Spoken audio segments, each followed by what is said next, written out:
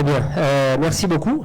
C'est un honneur de modérer ce panel et de pouvoir parler peut-être un petit peu de l'écosystème national, écosystème entrepreneurial mauritanien, même si j'ai quand même quelques collègues mauritaniens qui sont là et qui pourront parler un peu plus de cet écosystème.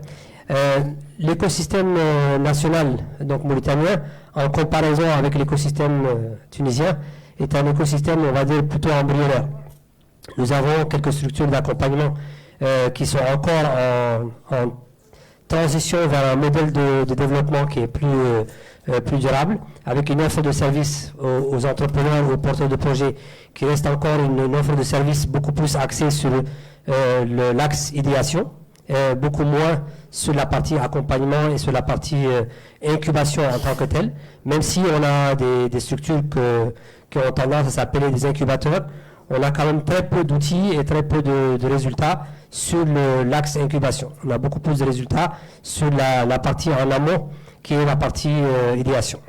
Cela dit, il y a de plus en plus d'activités au niveau de l'écosystème et de nouveaux acteurs qui sont en train d'émerger et de se spécialiser au niveau de l'écosystème national, avec évidemment les acteurs publics comme la Chambre de commerce ou le guichet entrepreneuriat de l'Agence nationale de l'emploi des jeunes qui s'appelle Teshril, guichet entrepreneuriat qui a été créé, je pense, la fin de l'année dernière, début de cette année, et aussi une stratégie de développement de la PME et de la micro-entreprise pilotée par un certain nombre de départements. Donc, le cadre réglementaire, le cadre, on va dire, institutionnel est en train de se mettre en place et en train de se mettre en marche. Le secteur privé, donc volet incubateur et structure, est en place depuis quelques années, 2014-2015, et en réalité est en train de s'auto-développer.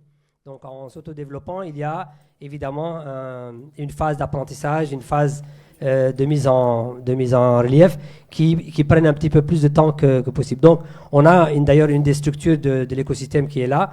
Au-delà de la Chambre de commerce public, il y a le CCFE, qui est une structure d'accompagnement des porteurs de projets.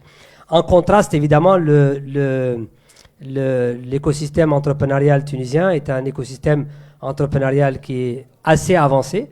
Dans le Global Entrepreneurship Report, je pense qu'il faisait partie des top 20 au niveau mondial. Je pense qu'ils sont dans les premiers au niveau de MENA, donc la région Afrique du Nord, Moyen-Orient.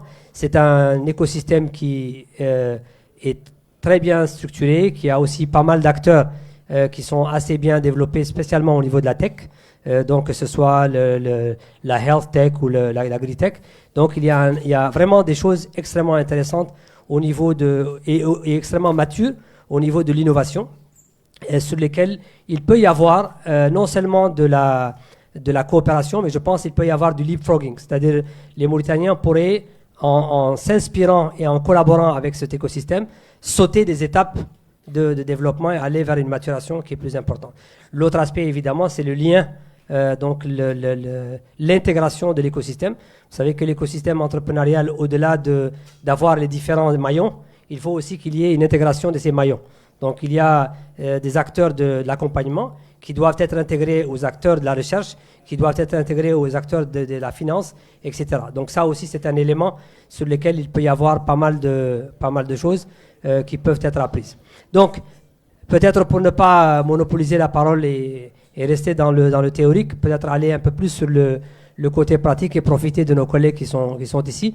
Et je vais commencer par la Chambre de commerce de Mauritanie, représentée par Abdelrahman, à qui on va demander aussi de se présenter. C'est déjà de demander à la Chambre de commerce de nous parler un petit peu des initiatives qui ont été entreprises dans le cadre de l'amélioration ou de l'intégration de cet écosystème. Et spécifiquement, récemment, la Chambre de commerce a pris